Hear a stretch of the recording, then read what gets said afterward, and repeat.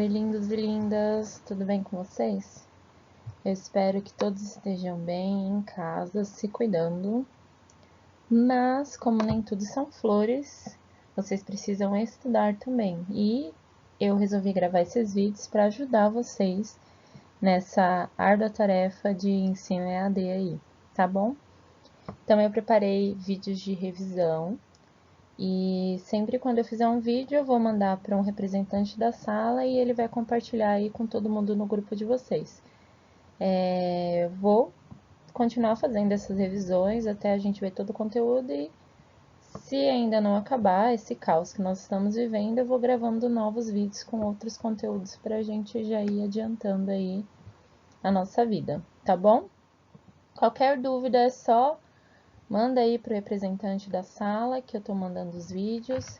Juntem todas as dúvidas, eu respondo vocês e nós vamos nos ajudando, tá bom? Qualquer dica que vocês quiserem dar, eu tô começando esse negócio agora, tô me achando uma youtuber já, mas nunca fiz isso na vida, tá, gente? Então, se tiver algum erro, algum BO aí no meio, relevem, tá bom? Então, a gente vai conversar hoje sobre estequiometria. Só que antes de falar da estequiometria diretamente, nós temos que lembrar das leis que foram utilizadas para ser base da estequiometria que nós temos hoje. Então, a primeira lei que nós vamos ver é a lei do Lavoisier. Então, na lei do Lavoisier, ela fala que a massa do produto é igual à massa do reagente. Então, se eu tiver 20 gramas de reagente, consequentemente, eu preciso ter 20 gramas de produto. Tudo bem? O que tem aqui essa questão do sistema fechado? Por que no sistema aberto não dá certo, galera? Se um dos nossos produtos é um gás, o gás ele tem a tendência de se espalhar por todo o pedaço aí. Então, se o meu sistema é aberto, o gás ele vai sair. Então, na hora de pesar o sistema, eu vou ter uma massa menor, consequentemente. Então, sempre é num sistema fechado. A outra lei que nós temos é a lei das proporções, que é a lei do Proust, sei lá, eu falei para vocês que é indefinida essa pronúncia aí, cada um pronuncia de um jeito e tá essa bagunça, mas não tem problema que aqui não é aula de pronúncia. É uma reação de primeira ordem ter suas quantidades proporcionais. O que isso quer dizer, galera? Então, se eu estou usando 2 gramas lá de um reagente e 4 gramas de outro, se eu dobro a quantidade de um reagente, eu vou ter que dobrar do outro. Então, se eu tinha 2 gramas, agora eu vou ter 4, e do outro que eu tinha 4, eu vou ter 8. Então, é proporcional. Então, se eu aumento um, eu tenho que aumentar o outro proporcionalmente. E, consequentemente, o meu produto vai ser aumentado na mesma proporção.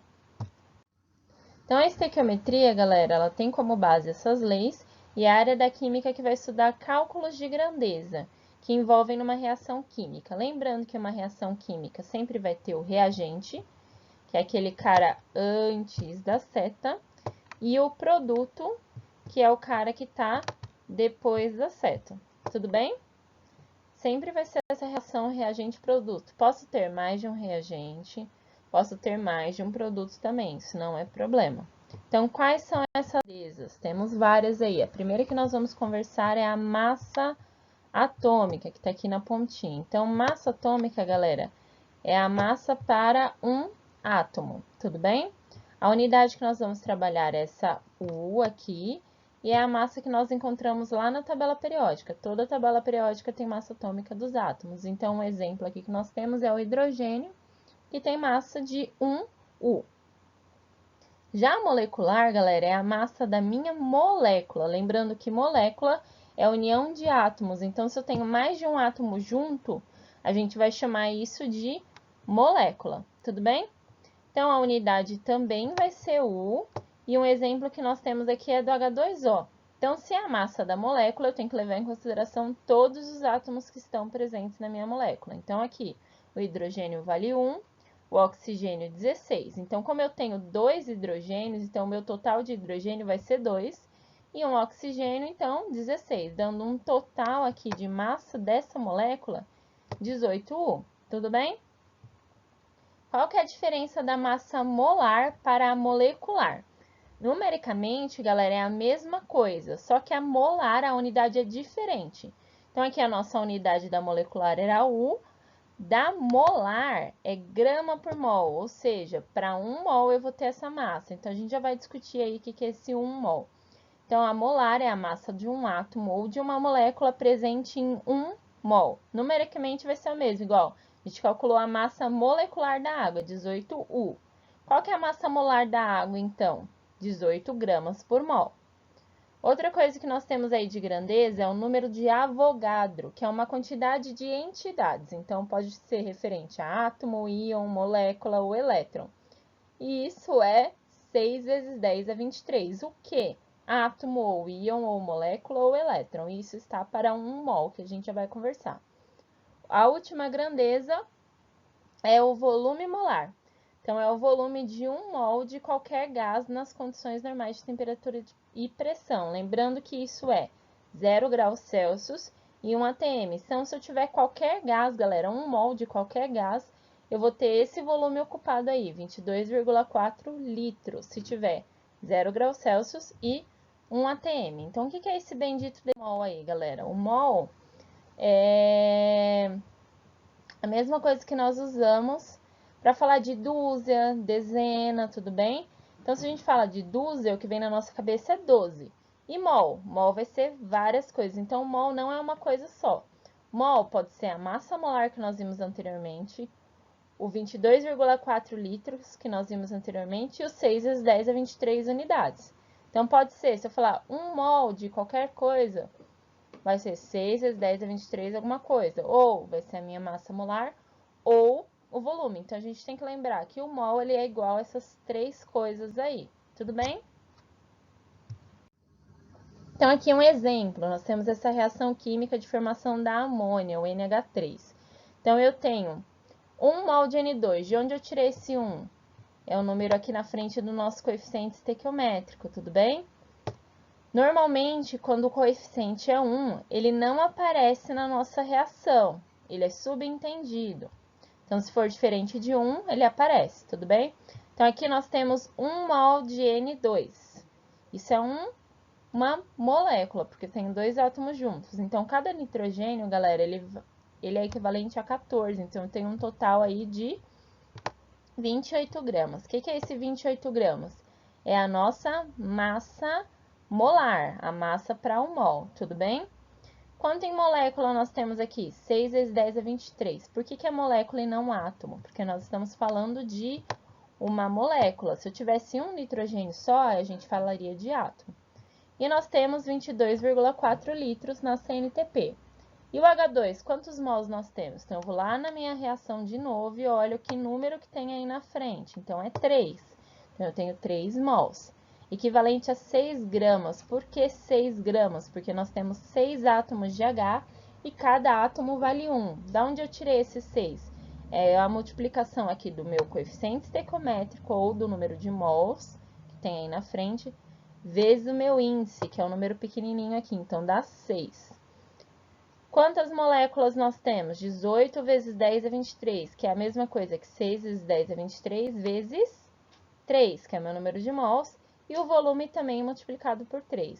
Para 2 é a mesma coisa, então eu tenho aqui 2 mols, que é meu número da frente, 34 gramas, que é a soma de todas as massas, o nitrogênio é 14, o hidrogênio é 1, e eu multiplico isso por 2, então dá 34, e aqui o número de moléculas é o 6 vezes 10 a 23 multiplicado por 2. E a quantidade de volumes também é 22,4 multiplicado por 2. Então, tanto a minha massa, como o número de átomos ou moléculas, como o volume, eu vou multiplicar pelo número que nós temos aqui na frente, tudo bem? Que é o nosso número de mols ou o nosso coeficiente estequiométrico. Por isso, galera, muito importante que eu faça o balanceamento dessas reações, porque se o meu coeficiente está com um número errado, eu erro toda a questão, tudo bem? Então, a primeira coisa que nós vamos fazer no exercício de estequiometria é balancear a nossa reação.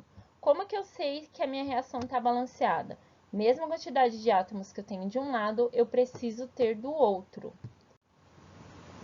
Por que isso, gente? Porque, seguindo a lei do Lavoisier, eu preciso ter massas iguais dos dois lados. Então, para isso, eu tenho que ter números iguais de átomos. Então, aqui, sempre quando a gente for fazer o balanceamento, a gente vai mexer no coeficiente, que é o número grande que vem na frente. Nunca no índice, que é o número pequenininho, que indica a nossa molecularidade, tudo bem? Então, se for ver aqui, eu tenho 2H2 desse lado. Lembrando que eu multiplico o meu coeficiente pelo índice, então dá um total de 4 hidrogênios desse lado. Do outro lado, se eu multiplicar o meu coeficiente pelo índice, eu também tenho um total de 4, tudo bem? Vamos para o oxigênio. Eu tenho nada aqui na frente, então é a mesma coisa que 1. Se eu multiplicar 1 por 2, eu tenho um total de 2. E aqui, não tenho nenhum índice, então é a mesma coisa que se fosse 1. Se eu multiplicar aqui o 2 por 1, dá um total de 2 oxigênios. Então, agora a reação está balanceada. Como que nós vamos fazer esse balanceamento? Nós vamos seguir o método de tentativas, que a gente chama de sequência do macho. O que que é isso? Primeiro, nós vamos balancear os metais, que são os caras aqui do lado esquerdo da nossa tabela periódica, que tá rosinha aqui, ó. Tudo bem? Então, quais são os metais? Tudo que tá aí do lado esquerdo tá rosinha. Apareceu um sódio, por exemplo, que tá aqui, é ele que a gente vai balancear primeiro. Então, apareceu, sei lá, o zinco, é ele que a gente vai balancear primeiro. Apareceu o ferro, é ele que a gente vai fazer o balanceamento primeiro. Depois, galera, nós vamos para os ametais. Então, os ametais são os caras aqui da cor verde. Então, apareceu um ametal, depois nós vamos balancear ele. Ah, não tem metal, então pode começar pelo ametal, tudo bem? Ah, mas o carbono e o oxigênio, eles estão aqui nos ametais, ó. Então, por que que eu não posso começar por eles? Porque eles têm um lugar específico no nosso método de tentativas. Então, viu qualquer outro metal sem ser carbono e oxigênio, aí você faz o balanceamento. Igual se aparecesse o enxofre, pode fazer ele primeiro, tudo bem? Depois o carbono, depois o hidrogênio e por último o oxigênio. Vamos lá, separei uma reação para fazer esse balanceamento. Então, aqui, primeira coisa, tem metal? Tem, já posso identificar. Eu tenho um ferro dos dois lados. Vamos ver se a reação está balanceada. Aqui desse lado esquerdo, eu tenho um ferro só, enquanto do lado direito, eu consigo ver que nós temos 2, tudo bem? Então, a minha quantidade tem que ficar igual. No ferro do lado direito, eu não vou mexer nele, então eu vou colocar um na frente para a gente lembrar que não precisa mexer. E do outro lado, o que eu posso fazer?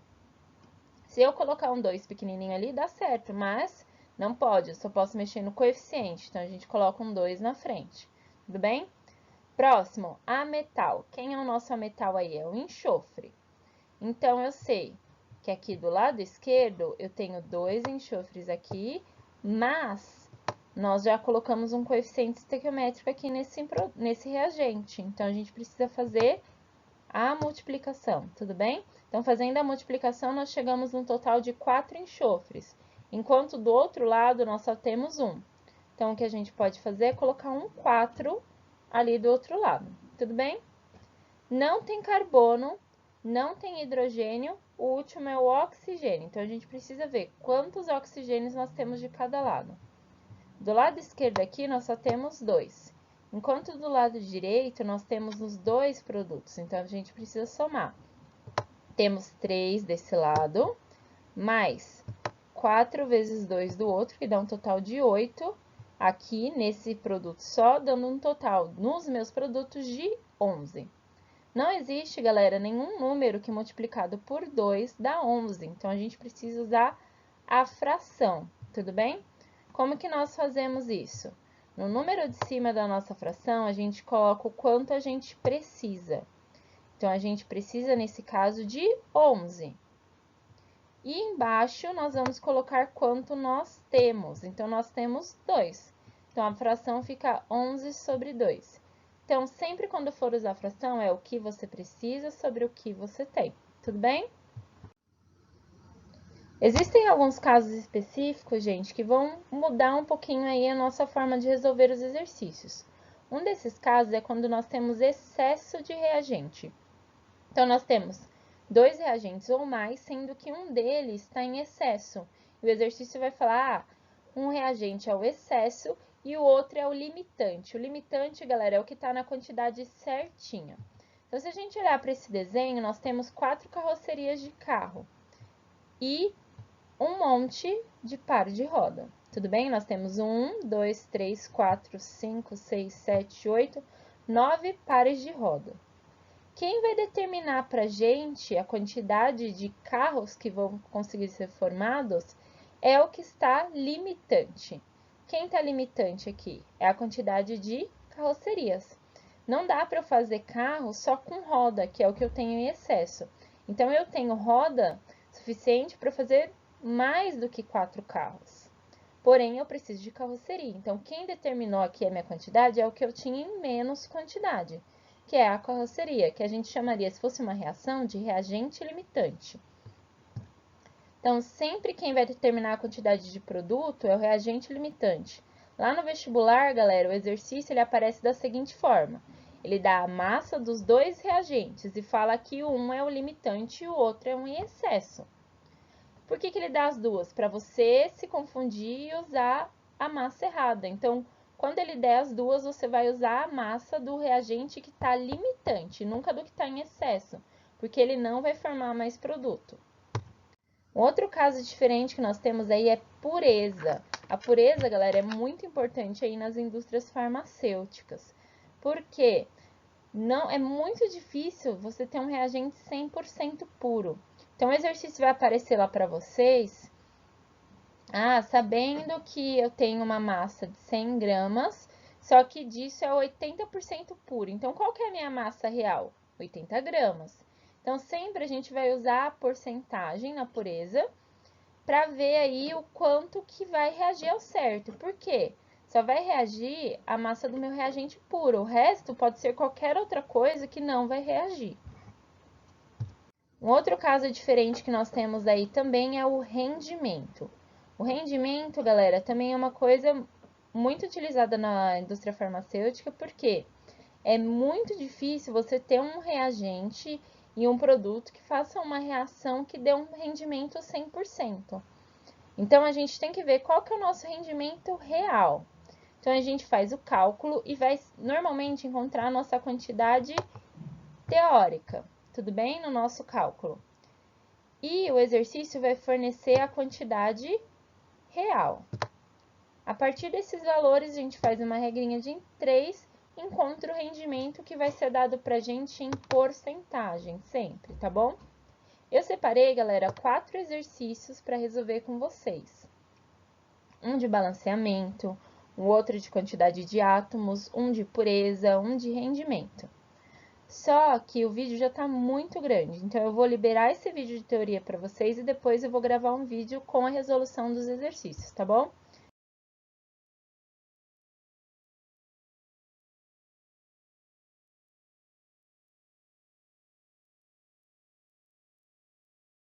Então é isso, gente. Na próxima aula nós vamos fazer resolução de exercícios. Enquanto isso, estudem essa aula que eu já mandei para vocês e tentem fazer as atividades que vocês receberam no Forms, tá bom? Qualquer dúvida é só chamar. Beijinhos, até a próxima. Tchauzinho.